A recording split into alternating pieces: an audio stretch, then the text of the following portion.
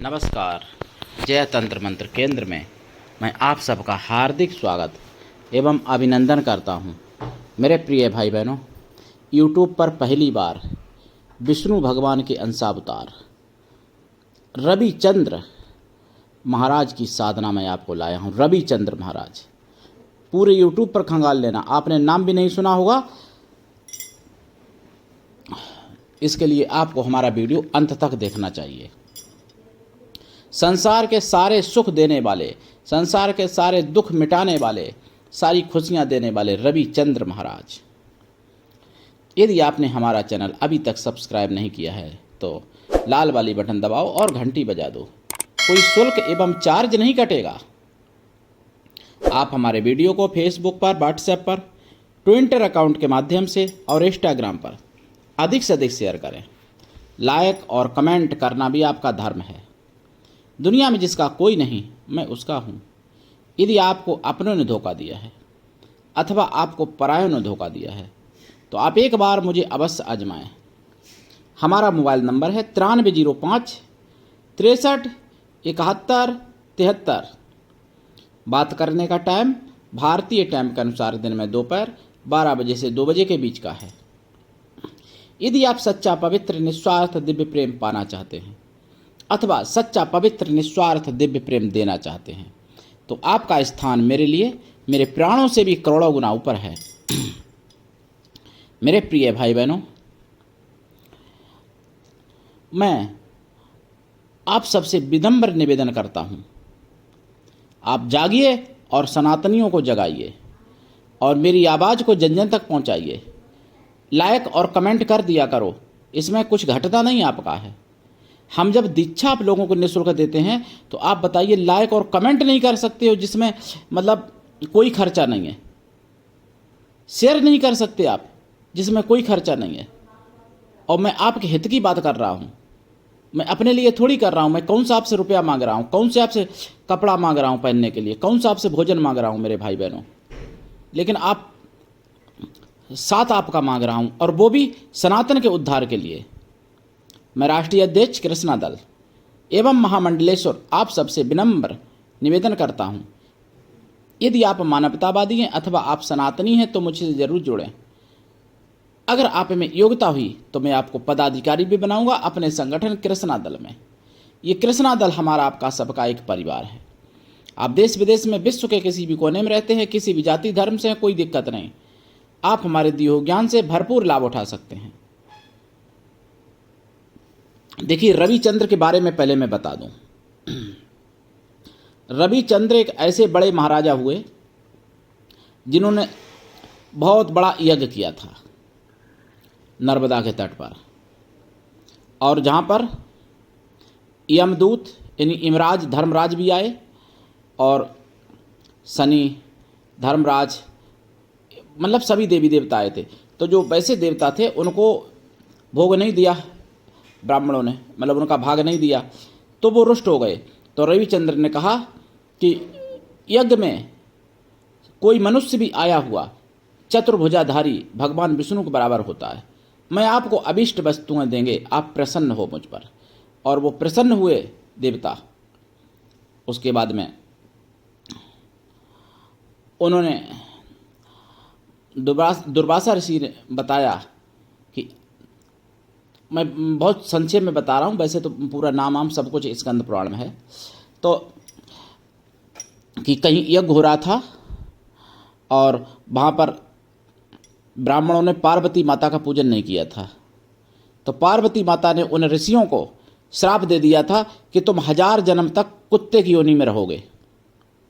तो वो अभी हजारों की संख्या में ब्राह्मण ऋषि, ब्रह्म ऋषि कुत्ते की योनि में पड़े हुए हैं, उनका उद्धार कर दो। तो नारद जी के द्वारा, और हाँ, फिर उनको बुलवाया, यानी जितने ऋषि थे कुत्ते की योनि में, उनको सबको बुलवाया, पूर्व जन्म की याद दिलाए, और उसके बाद में उनको नमस्कार करके उन सभी ऋषि मुनियों को बुलाया, राजा ने बुलवाया। उसके बाद में राजा ने कहा कि ये हमारे जप के, पुण्य के, यज्ञ के प्रभाव से ये कुत्ते की योनि में पड़े हुए हजारों ऋषि मुनि सब शिवलोक को चले जाएं और इनका सबका पाप मुझ में आ जाए, ऐसी बात कहिए। आजकल तो छोटा सा एक व्रत रख लेते हैं, वो भी पेट भर के खा लेते हैं, तब तो कहते हैं कि मैं तुम्हारे यहाँ नहीं खाऊंगा, मेरा व्रत चला जाएगा, मेरी पुण्य चली जाएगी। अरे तुम क्या पुण्य कर लोगे, पहले पुण्य होती थी। कलयुग में तो हमारी भी औकात नहीं है, आपकी औकात नहीं है, कलयुग में किसी की औकात नहीं कि इतनी पुण्य कर ले कोई, जितनी पुण्य द्वापर सतयुग त्रेता में होती थी। कटु सत्य है, बुरा मत मानिएगा भाई बहनों, क्षमा कीजिएगा, लेकिन सत्य है।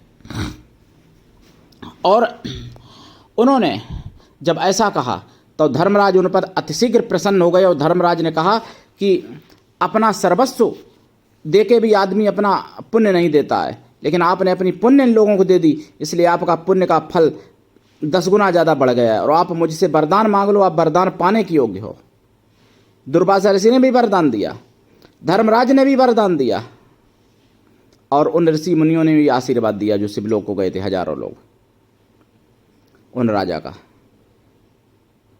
का नाम था रविचंद्र, भगवान विष्णु के अंश अवतार थे। और ये इतने दयालु राजा थे और इतने मतलब शक्ति संपन्न राजा हैं कि आज भी लोगों का भला करते हैं, और आज भी इनकी पूजा पद्धति हुआ करती थी, लेकिन मुगलिया शासन में नष्ट हो गई, जो इस समय नहीं मिल पा रही है। जिनकी मैं साधना बताऊंगा, विधि विधान बताऊंगा। इनका नाम है शिव पुराण में, वो उसमें स्कंद पुराण में, रविचंद्र महाराज का स्कंद पुराण में नाम आया है। और स्कंद पुराण में अमंतिका खंड में आप सुन लीजिए, पढ़ लीजिएगा, अमंतिका खंड में।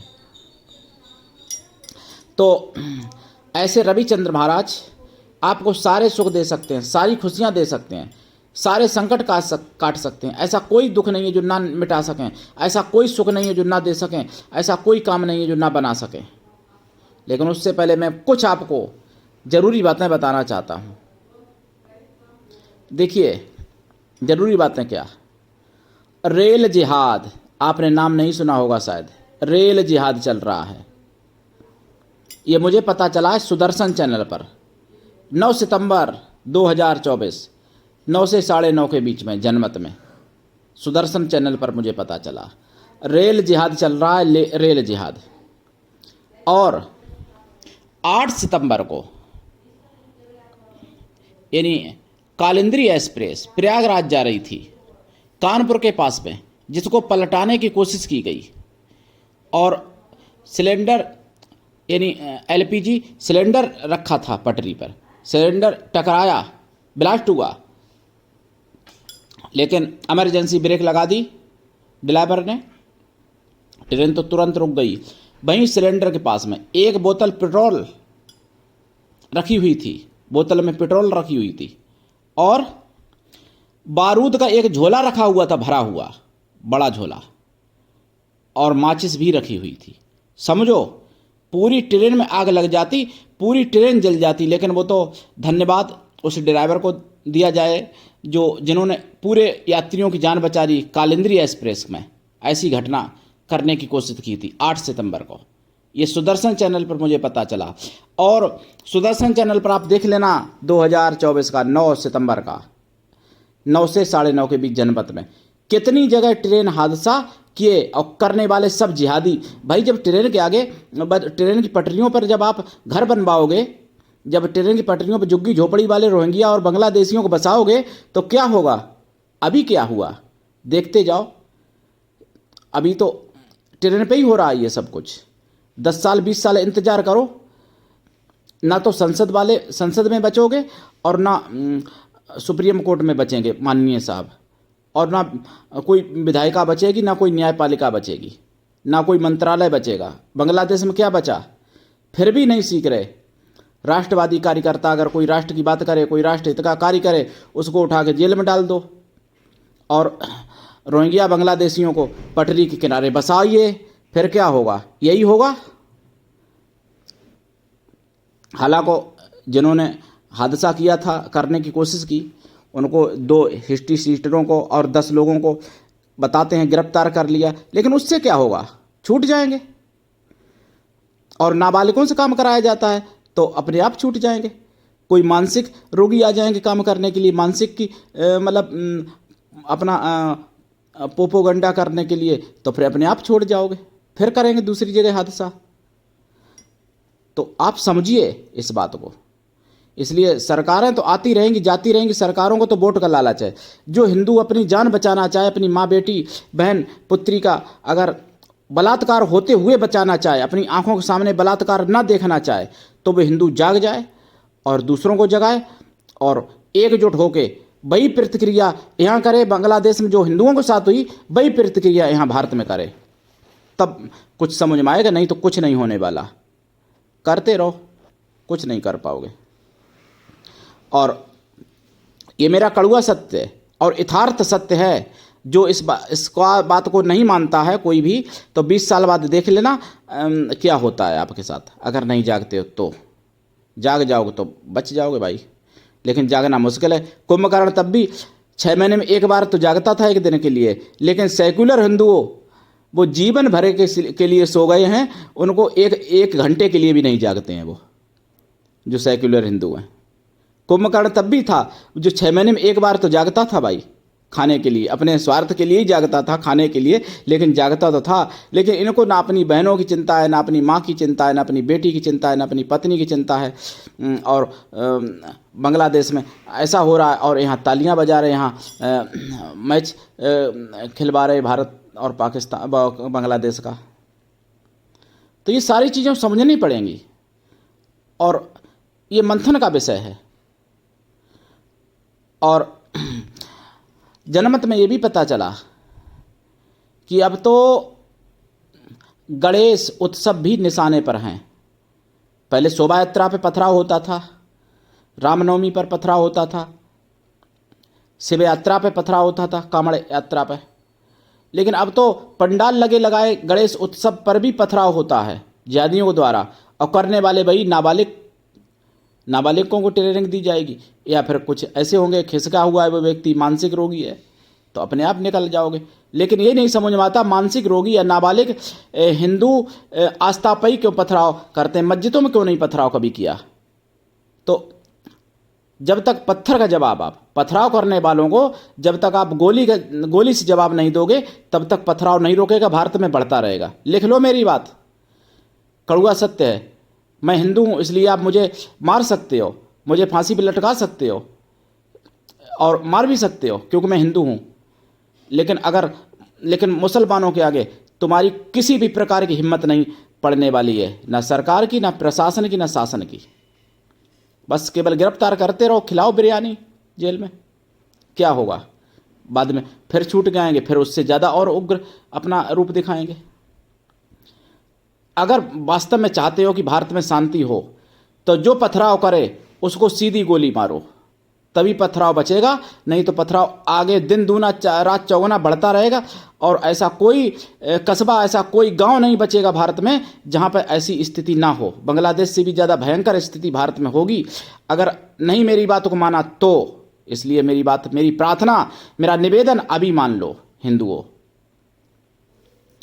अब मैं आपको बता दूं, देखिए रविचंद्र महाराज की साधना, मुझे आप सबकी चिंता है इसलिए मैं ये बोलता हूँ। खाना पीना रहना सोना मेरा तो देखिए चल रहा है और आगे भी चलता रहेगा भगवान की कृपा से। और गजबा हिंद भी अगर बन जाएगा तो भी हमारा चलता रहेगा। लेकिन आप लोग बेमौत मारे जाओगे, सुअर से भी ज़्यादा बुरी मौत। इसलिए मैं आप सबको बचाना चाहता हूँ, इसलिए मैं ये बात कह रहा हूँ। मेरा कोई स्वार्थ नहीं है, मैं कोई आपसे चंदा वसूली नहीं कर रहा हूँ मेरे प्रिय भाई बहनों। हालांकि पैसे की आवश्यकता सभी को होती है, पैसा चंदा वसूली नहीं कर रहा हूँ। इसीलिए मैं आपको बता दूं, कोई बड़े पैमाने पर कार्य नहीं कर पा रहा हूँ देश हित में। तो रविचंद्र महाराज की साधना कैसे करें? देखिए साधना इनकी जो है, शिव परिवार का पूजन तो करना ही पड़ता है इनकी साधना में। और इनकी साधना में आपको लाइफ टाइम शाकाहारी रहना पड़ेगा, तो ज़्यादा लाभ करेगी साधना। शिव परिवार का पूजन करें, ऋषि मुनियों का भी पूजन करें, जो ऋषि मुनि प्राचीन हुए हैं ना उनका। और साधना काल में ब्रह्मचर्य व्रत, एक टाइम भोजन, भूमि शयन परम आवश्यक है।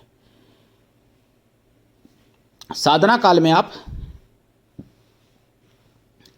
बहुत संयम के साथ रहें। साधना रात्रिकालीन करें तो ज़्यादा अच्छा है, नहीं तो दिन में भी कर सकते हो आप, कोई दिक्कत नहीं, लेकिन रात्रि में ज़्यादा अच्छा रहेगा साधना। और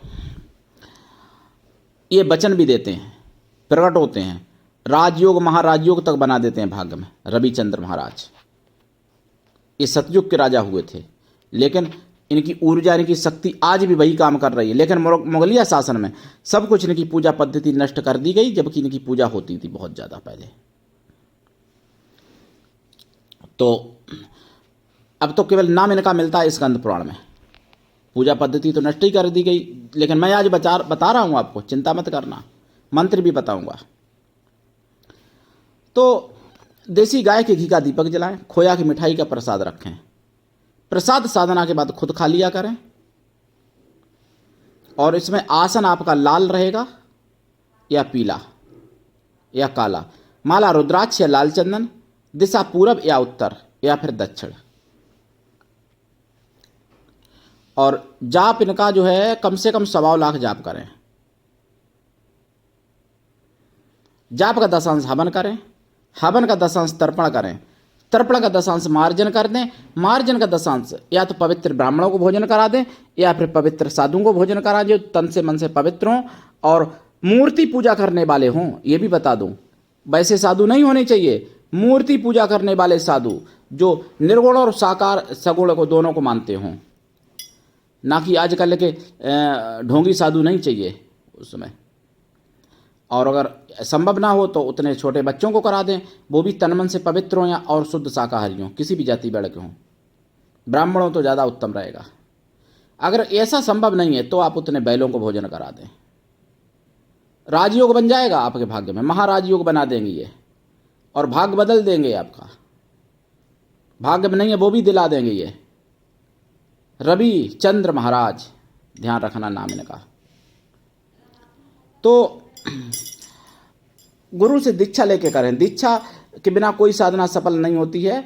और गुरु ऐसा होना चाहिए कि शिष्य से कुछ भी ना ले, लेकिन शिष्य भी ऐसा होना चाहिए कि गुरु को सब कुछ दे, गुरु के लिए पूर्ण समर्पित रहे, तभी सफलता मिलती है। मंत्र भी मैं बता रहा हूं। ओम राम रीम रोम ब्रैम रवि चंद्राय राजाय होम फट। और ओम रांग रविचंद्र महाराजाय आगच्छ होम फट, ये भी है। और भी कई मंत्र हैं इनके। तो आप दीक्षा लेके साधना करना। और सनातन की आवाज़ है, उठाइए आवाज़ और जगाइए और जागते रहिए, खुद भी दूसरों को भी जगाइए। और आप ये मत सोचो कि दूसरे माँ बहन के साथ, दूसरे बेटी के साथ बलात्कार अगर ज्यादा कर रहे हैं तो फिर हमारा अभी बारी नहीं है, हमारा नंबर नहीं आया तो हमको क्या मतलब। एक दिन नंबर आपका भी आएगा, इसलिए नंबर आने से पहले जाग जाओ, बारी आने से पहले जाग जाओ। बारी जब आएगी तब कुछ करने लायक नहीं रहोगे। बांग्लादेश में एक एक घर में 400 की भीड़ घुस जाती थी। एक एक हिंदू के घर में 250 की भीड़ घुस जाती थी, 200 की भीड़ घुस जाती थी एक एक घर में। और एक एक हिंदू लड़की के साथ 140 लोगों ने बलात्कार किया और बलात्कार होते होते वो मर गई लड़की। ऐसा हुआ है। परिवार पूरा देखता रहा, कुछ नहीं कर पाया, परिवार भी रोता रहा, तड़पता रहा, परिवार को भी बाद में मार दिया गया। तो उस समय जब आपकी बारी आएगी ना तो आप कुछ भी करने लायक नहीं रहोगे, कुछ भी, रो भी नहीं पाओगे। अगर आपने ये पोस्ट भी कर दिया उस समय कि हिंदुओं के साथ अत्याचार हो रहा तो आपको मार दिया जाएगा, जैसे बांग्लादेश में 14 साल के बच्चों को मार दिया। तो इसलिए जाग जाओ मेरे भाई बहनों। और बांग्लादेश से तो शेख हसीना यहाँ भागी, लेकिन भारत से भागने के लिए कहीं जगह नहीं मिलेगी, केवल फिर हिंद महासागर बचेगा। वो भी रास्ते में जो पाएंगे वो तुम्हारे साथ क्या करेंगे, तुम्हारी माँ बहनों को साथ क्या करेंगे वो मुझे नहीं मालूम है, आप समझ लेना बांग्लादेश का वीडियो देख के। हिंद महासागर में भी जाने की रास्ता नहीं मिलेगी वहाँ। और क्या होगा तुम्हारे साथ, कल्पना से बाहर हैं वो सब चीज़ें। तो इसलिए जाग जाओ मेरे प्यारे भाई बहनों, जागो। देखिए, साधना करें दीक्षा लेके, साधनाओं के बल से भी करें और अपने दिमाग से भी करें और अपने संगठन बल से करें और एकजुट रहें, संगठित रहें। सबका हल है एक शक्ति, संगठन शक्ति कलयुग में। और जहाँ जहाँ हिंदू घटता है वहीं हिंदू कटता भी है, और वहीं हिंदू बंटता भी है, वहीं कटता भी है। जहाँ हिंदू घटता है या जहाँ हिंदू बंटता है वहाँ हिंदू कटता है, निश्चित, इसमें कोई संदेह नहीं है। और मैं आज से नहीं 1990 से कह रहा हूँ।